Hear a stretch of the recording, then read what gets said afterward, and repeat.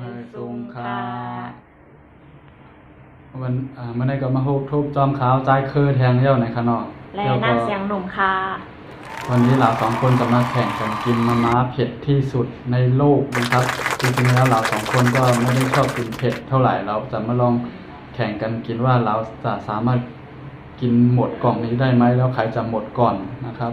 อ๋อค่ะเมืองสงขลาเมื่อไหร่ก็เขาเดี๋ยวมากินข้าวซอยออดต่อนะคะเนาะเผ็ดที่สุดในกำผ่านนะคะเนาะเขาเดี๋ยวมาเค่กันกินด้วยว่าเผยเดกินหมดเผยเดกินเสียงอ่อนตั้งนะคะเนาะดีเตงเดก็52ก้อมป้อมมักเพศกระหืนเก่าค่ะแต่ว่าถ้าได้มาเค่กันกินด้วยว่าเผยเตเสียงวันตั้งเลยค่ะเนาะข้าวซอยออดอในเฮ็ดออกมาที่เมืองมาเลเซียเนี่ยครับเนาะเฮ็ดออกมาที่เมืองมาเลเซียเนี่ยครับเมือง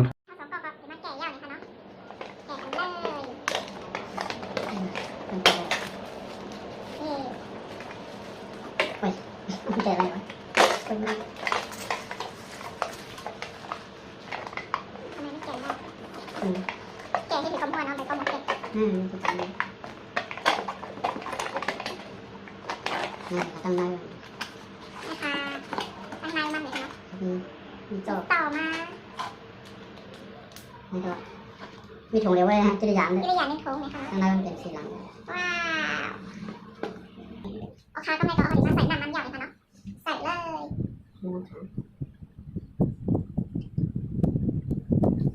ใส่น้ำมันเนี่ยค่ะโอเค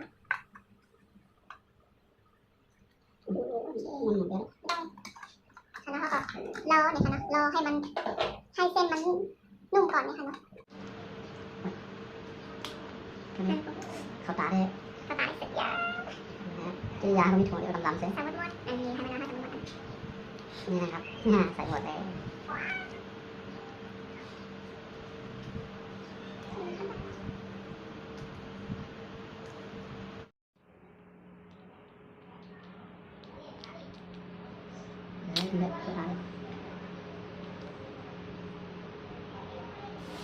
ใส่หมดเลยนะคะ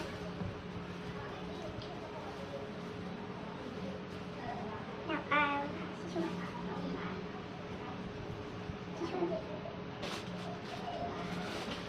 ว้าวน้ำเค็มอ๋อครับนะครับข้าวซอยเขาก็หลายเย้าในครับเนาะเฮาคาสองก็ได้มากินจ้อมกันในครับเนาะมาคากินจ้อมกันครับเฮาคาสองก็ได้มากินเย้าในเนาะนะครับกินอร่อยเผ็ด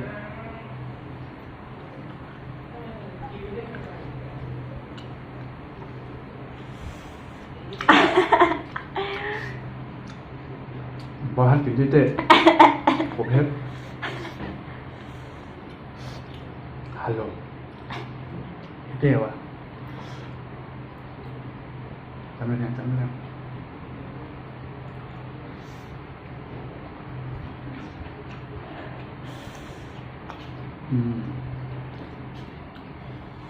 หวานด้วยหวานเดี๋ยวมันเผ็ดน่ะแล้วพวกที่อะเผ็ดนะที่ฮะอยากกินน้ำมาโนมจะกินหน้าที่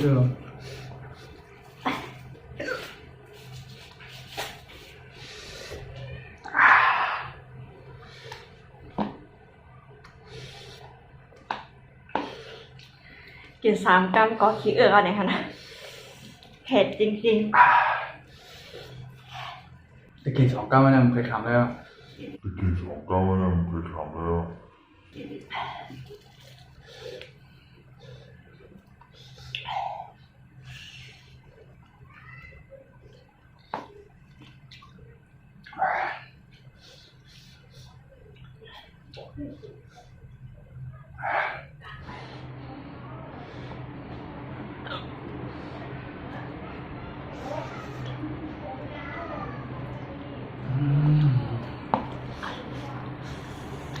ปอให้กินกำอย่างนี่ค่ะเนาะ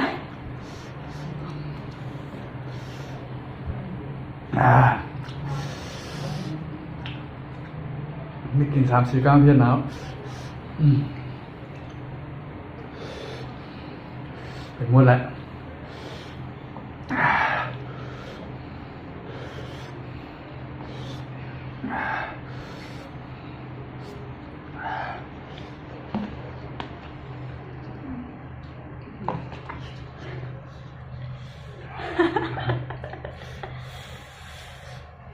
ผ็ดมาก ไปชมไม่เมื่อไหร่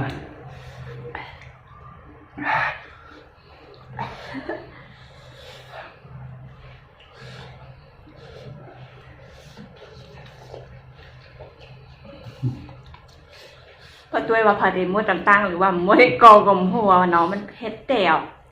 เพี่กับเพชรไปชมไม่เมื่อ น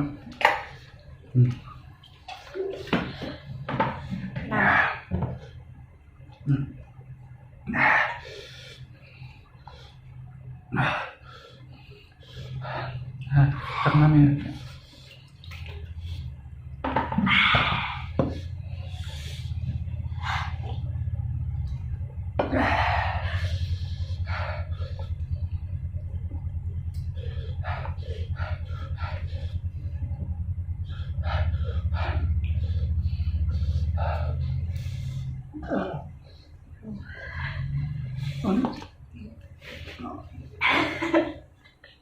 คืออยากมั่วละ ำ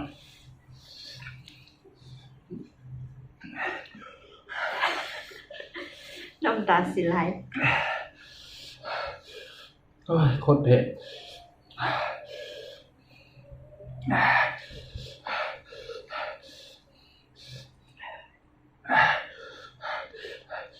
หมดเลย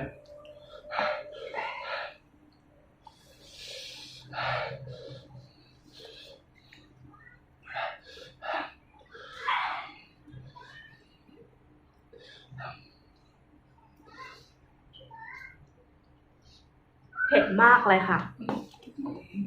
เผ็ดเต้ๆเนี่ยค่ะเนาะ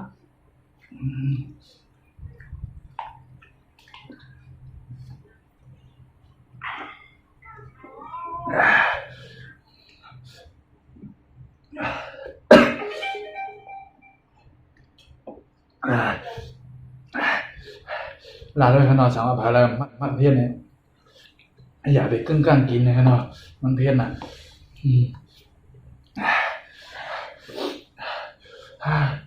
เพี้ยนเลยใช่ไหมเพี้ยนกะละโอมึงเอามาเพี้ยน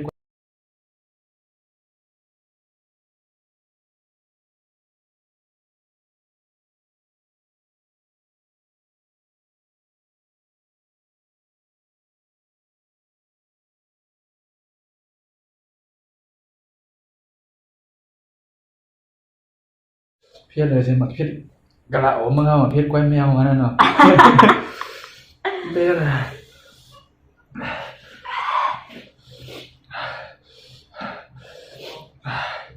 โอ้กลางทางเล่มหมดแล้วอ่ะเล่มหมดแล้ว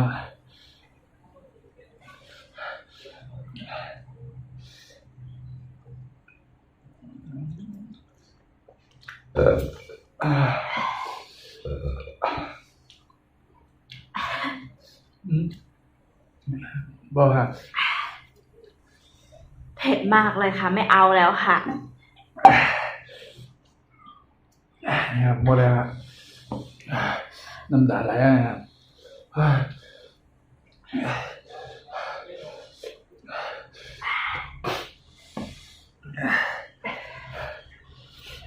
เป็นไอ้เนื้อไก่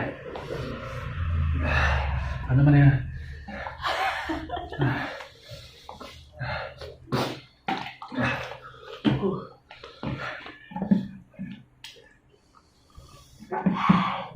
คนนี้ร้องไห้แล้วนะคะ คนนี้แพ้ค่ะ ให้เรื่องผมเป็นมั่วด้วยเกินน้ำเนี่ยเป็นมั่วอะไรกินด้วยกันกินด้วยกัน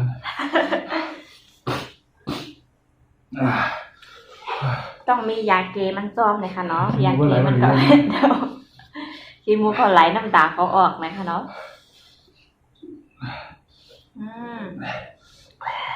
นั่นเองครับ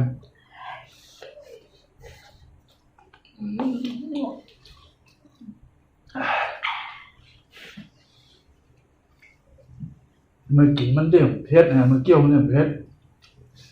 ตัวอื่นน้องวางมันเดือดเพชรมันเดือดไม้น่าช่วงน่ะ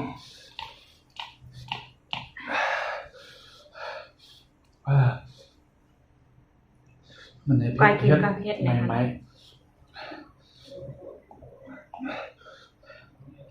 แต่มันก็ประเภทถึงได้เนาะอย่างที่ถึงแล้วก็ตึกเพี้ยนนะตึกใหม่นะในช่วง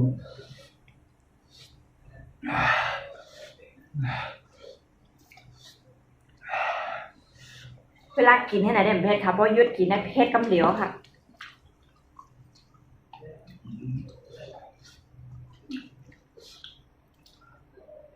หนาเหลี่ยมมวนแล้วนะ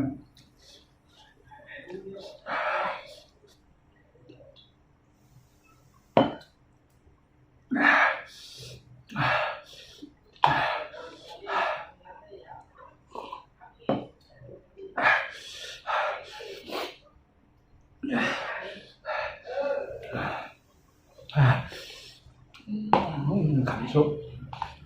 แล้วก็ว่าทำแล้วอ่ะคนอยากแก้เพี้ยนกินนมเลยนะ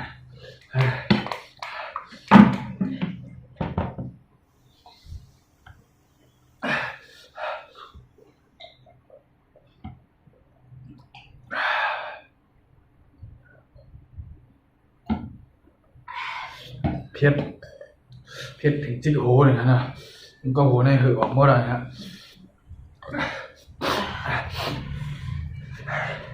มาม่าจะไปมดนมในบัวแล้วที่มันก็ไหลเมื่อไร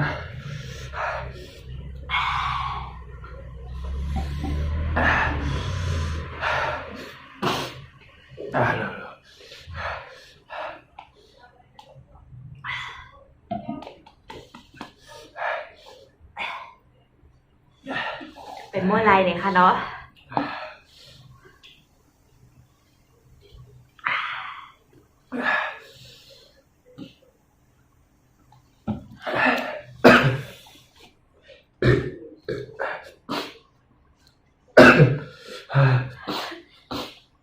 โอ้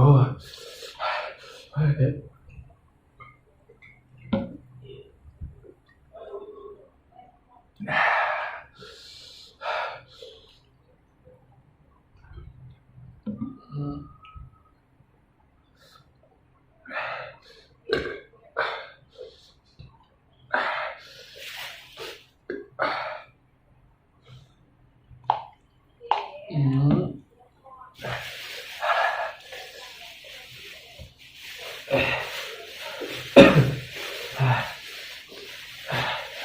เพื่อนน้ำหวานนะกินกล้วยเลย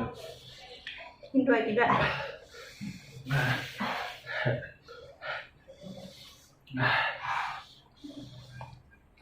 เผ็ดเลยค่ะเราเวลาหยุดกินเดี๋ยวเผ็ดมาก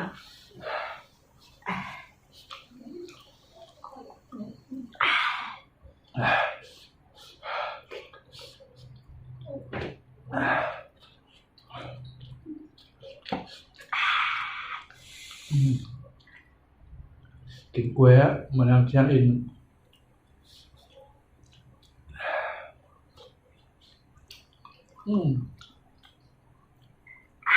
กินกล้วยเหมือนอาหารมาเด้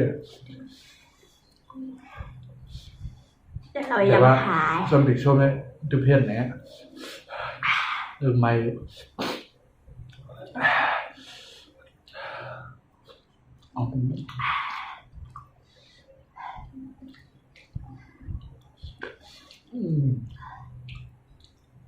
มาเกี่ยวกล้วยไหนแล้ว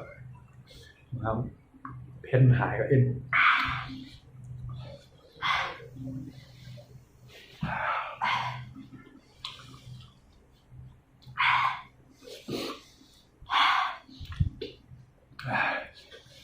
ขี้มูกก็ออกน้ำตาก็ไหลเหอก็ย่อย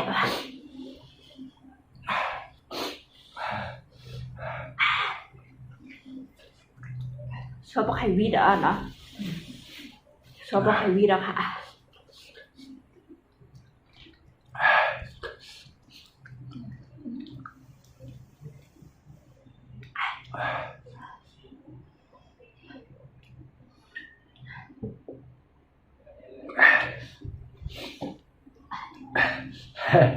มีแบบมดไอ้ก้อนเลยครับมดไรมีแบบเบ้มีแบบชุ่มเลยฮะเพียงนั้นกินเช่นไรนะครับน้องเพี้ยนได้เลยนะเพี้ยนเลยที่ สามารถอยู่ในเมืองไทยได้หาชื่อแรงงานอย่างนั้นเซเว่นก็ไม่ขายออกมาเดียวแต่บุญนักคนนี่อยู่เมืองเฮาทางพลักให้กินนี่ก็ต้องถามอะไรเลยครับเนาะต้องถามอะไรเวลาเคยกินนี่ก็ คอมเมนต์มาไว้ไรอย่างคะเนาะ เผ็ดเตะตอนนี้ยามกิน ครั้งแรก เดียนเผ็ดเลยจะได้มาสิบอกเลยครับเนาะ ครั้งแรกในชีวิต ตอนดังสุดนะคะเนาะนั่นตัดโจเป็นก้นมาในปอกดังสุดเพศเห็ดเบิร์นนะคะเนาะ จังว่าเป็นลูกอ่อนนะอย่าไปกินนะครับเนาะอันนี้เด้อจังว่าเป็นลูกอ่อนนะอย่าไปกินนะครับเผ็ดนั่นนะอย่าไปยิ้มเหมือนเผ็ดเลยอย่าไปยิ้มหน้ายิ้มตาอย่าไปให้มันเข้าตาครับมันเผ็ดเจ๊ครับนะครับความเผ็ดมันมีเกิดขึ้นในเดี๋ยวมาเลี้ยงกินไงครับของหมออ่านนะครับเนี่ยครับเนี่ยมันก็เจ๋งนี่เนาะ สองหันลีมบอหันลีเนาะ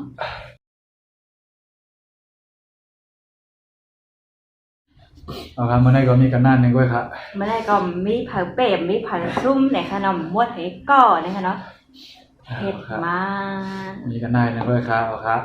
หมายสูงค่าไปทบกันใหม่นะครับเนาะ สุงค่าสุงค่าพบกันใหม่คลิปหน้านะคะเนาะสำหรับเพื่อเกี่ยวรายจ่ายเนี่ยก็อย่าลืมกดปั่นแห้งกดติดตามจอมนะคะเนาะโอเคหมังสุงค่าบ๊ายบายแปรงพับน้ำผึ้งทองคำเป็นแปรงดีอันเอาคำน้ำผึ้งคอลลาเจนเซเฮดออกมาค่ะเนื้อแปรงเตเมาส์ตาเย่าอำนักนากันน้ำกันเหอกันแหลดอยู่ไรตั้งวันค่ะเอานำมาฉีดเอาพามาเจ็ดก็อำออกจับหลีนาค่ะลูกค้าใจเย่าจับสายสั่งซื้อมาแทงตั้งนำค่ะเฮ็ดออกมาดีห้องการคืดกาตันสมัยปันกาขันป้อตาเศร้าก็เมื่อกูปอก2แอบขายอยู่ดี 1,180 เมื่อเหลวลด 50% 2 แอบขายอยู่ดี 599 วัตต์เจอไรถึง3 เลือนดก1 วัน 6 วัตต์ก้อยค่ะ